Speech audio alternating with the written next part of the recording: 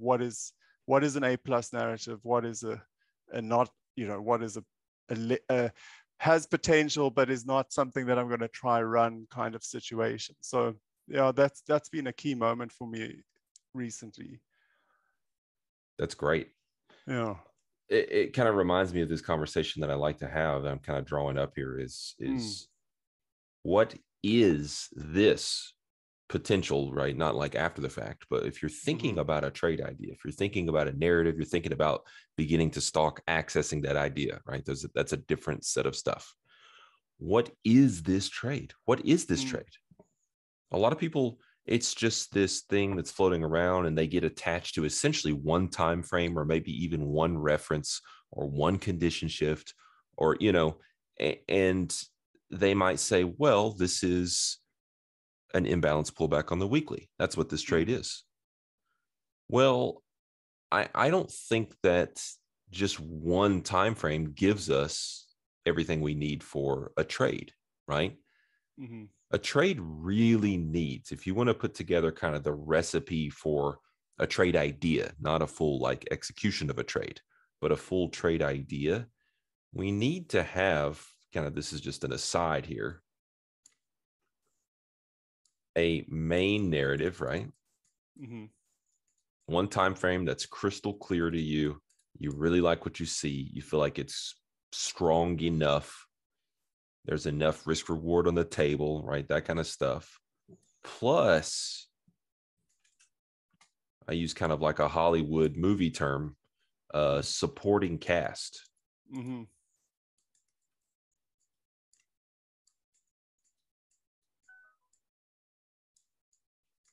So that can come in a variety of forms. Most commonly, I think the main narrative is the higher of the two timeframes. So you might have a main narrative on the monthly and then a great supporting cast with the weekly, or main narrative on the monthly, great supporting cast with a CVA. Okay. But it's two narrative timeframes that are at least saying we both agree on the directional bias. One or both of us may have fresh condition shift. Both of us likely have enough risk reward before we start reaching destinations. One or both have, key recent rejections, which can be related to fresh condition shifts, things like that. Yeah, that makes sense. So that's just like a prerequisite. But then once we have those kind of things, I think there's two main potential categories of NADRO, good NADRO trades. And really one would be ideal trade location. And this is in the training that I put together this year for my desk that only they have access to. Ideal trade location trades. And two are what we call kind of a continuation play.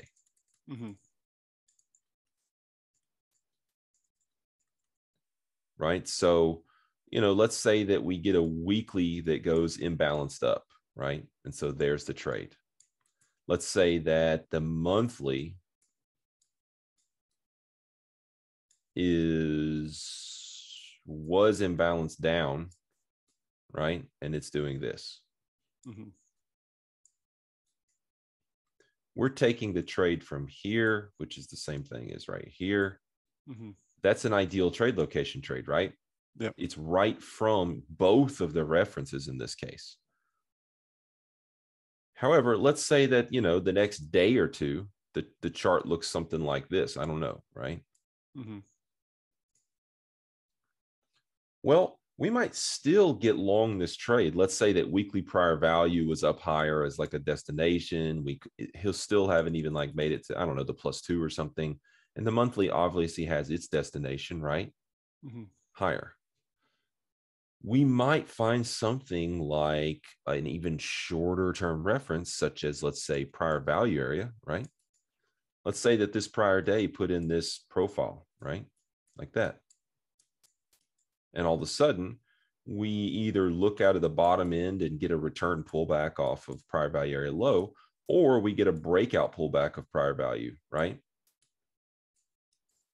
Well, that could be a beautiful continuation play, getting involved in both of these narratives still, towards this, like, let's call it main destination on the monthly, and you use something else to kind of get you involved. We don't just take those trades in open space typically, even if DVA is giving a setup. Sometimes we do, right? But that's going to be a lesser trade than one where you now have something to lean on, such as prior value, a really good overnight balance, and so on. Mm-hmm. Yeah, that makes a lot of sense. And it's kind of how I've been approaching things. Yeah. So yeah, that I can definitely see that. But then in terms of, really starting to differentiate, I think you want to talk, you want to talk about ideal trade location trades. To me, are a step up from continuation plays. Continuation plays can be great, right? There's nothing wrong with them. But in terms of superiority, ideal trade location, we'd always love, right? In terms of continuing to kind of think about narratives and ranking them, obviously freshness and condition shift, obviously confluence, whether that be price confluence of actual references or whether that be simply directional bias confluence, right? I'll take either one. Again, ideal trade locations typically are going to have price confluence if they're really good. But directional bias confluence is important too, right? I'd rather be short something that's a main narrative and supporting cast for me that is a monthly and weekly idea. I'd rather be short knowing that the yearly +2 was just rejected and we're, kind of starting to roll over towards yearly developing value area high, right? So that adds a layer of strength to that narrative, because while your beginner NADRO trader might say, yearly's imbalanced up, your intermediate NADRO trader recognizes the difference in that, rhythm of movement during an imbalance up. Okay, we've gotten to an upper extreme at the +2. We've actually wicked that area now. We've broken down a 2-day balance. You flip that idea that I drew on the screen here, right? Monthly's gone rotational after being imbalanced up. Weekly's already imbalanced down, right? You put all that together, it's stronger, right? That yearly, that structural, and those are additional factors contributing to the strength of the narrative outside of my main narrative, which was the monthly, and the supporting cast, which is the weekly and balance down. So it's that kind of thinking. And then, on the flip side of things, it's all about dissonance, right? You may have a fantastic main narrative and supporting cast. Maybe they're both from ideal trade location after fresh condition shifts, but there is very often another time frame which is problematic for that bias, that idea. There's another time frame which is recently hit a destination, or there's another time frame which actually has a bearish reference flying in the face of the bullish confluent main idea. Yeah. And so assessing that becomes very much a skill set around building, or not even building, around assessing the quality of this narrative that you're considering, right? The potential trade. You guys saw me looking for longs last week in indices. And that was at times, right, up until we got the bounce, flying in the face of, let's say, a monthly that was imbalanced down, right? Yeah. But that ended up being, the high of the week when we pushed up into that monthly development value area low. So just being aware of, okay, here's an idea, I like it based on these timeframes. Where is their resistance? What timeframes don't agree with this? Do I still have room in terms of risk reward before I get to those conflicting areas? But sometimes, Cohen, you're going to find that there's immediate conflict. And that's where we have to make a choice around our ranking of those references and those timeframes. And that's where, again, it comes back to, is it a fresh condition shift, right? Is it really problematic, this bearish level that's right here in our face, hurting the risk reward? But then there's another factor, which is kind of the cumulative bullish and bearish read. If I have 4 time frames that are really bullish and 1 time frame that is really bearish, a lot of times I'll take the trade anyways from the bull side. Especially now if we start getting into the real nitty gritty, if the intraday is behaving very favorably, right? Nice, clean price action, healthy volume, order flow, very supportive of going with this trade, things like that. All of a sudden, it's like, man, every single thing I'm looking at from big time frames all the way to the immediate here and now hard right edge order flow tell me that long is a good idea, except for one chart on all my charts. We typically want to take that trade anyways, right? Now, there are other times where it feels like more of a 50-50 thing for you. The let's say in this case, the bearish dissonant time frame, it's one that you're reading as just critical, right? It's very clear, very bearish, very important.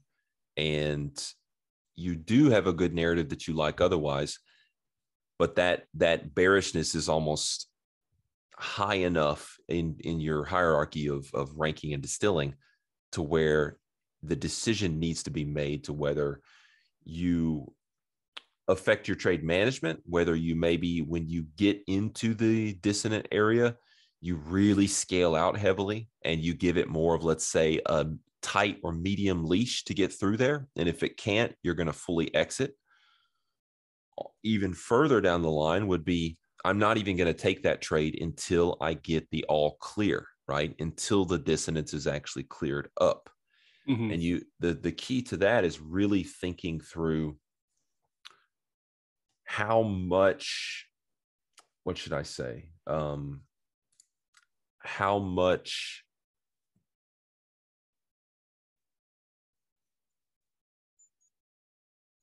not how much, what would that look like when the all clear is made, right? So that's important. A lot of times, we'll have a bearish level from here and a bullish level from here. We really are more interested in being long, but we decide not to because this is a chop zone with the bearishness really putting emphasis on us.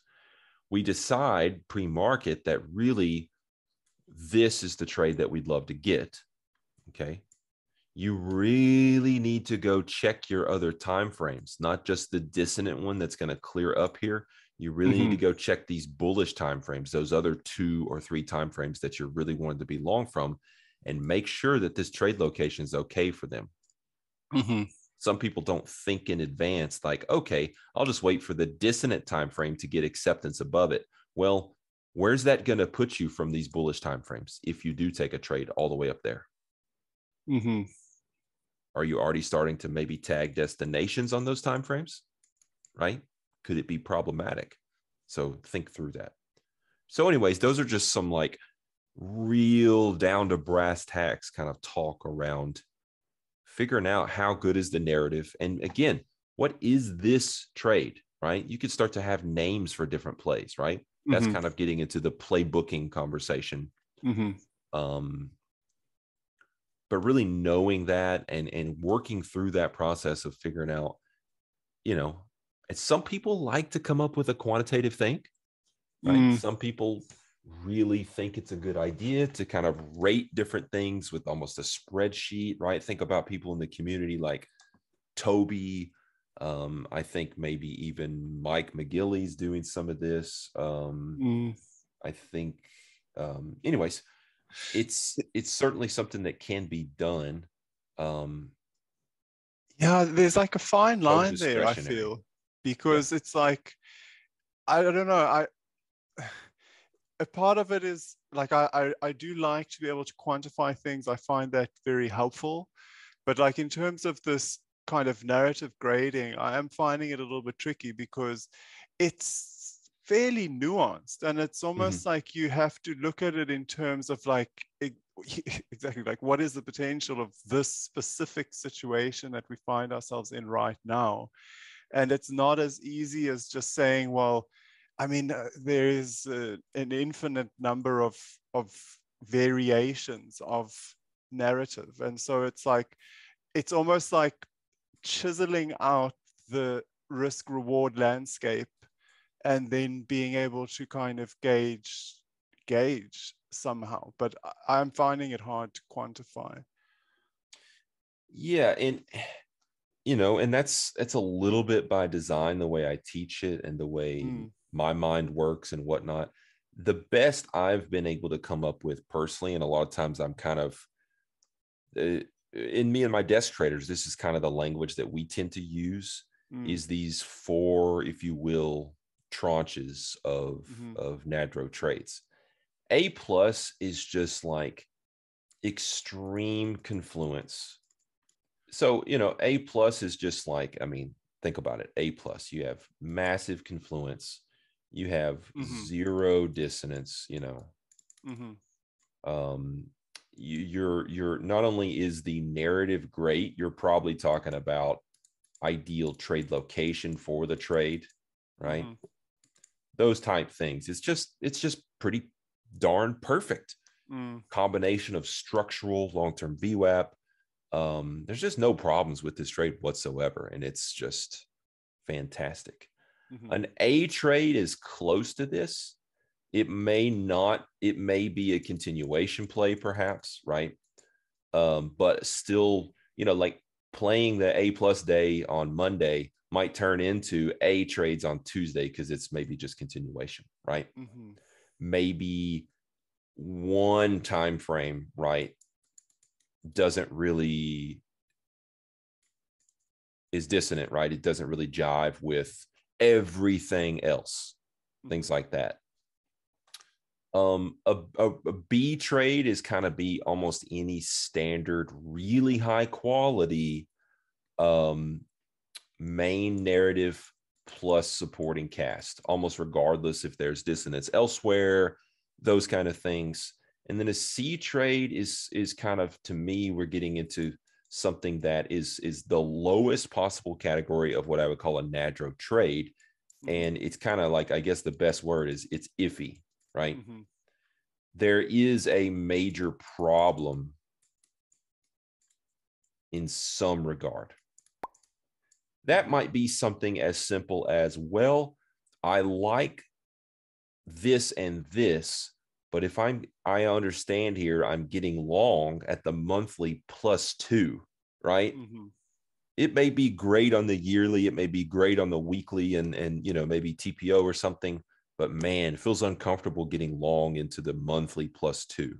mm-hmm, You know, there's a problem somewhere, whether that's dissonance that you've just decided, like I talked about, like I'm going to take this trade anyways, rather than maybe waiting for the all clear or, you know, things like that. But to me, this is about as good of a ranking system as I've found.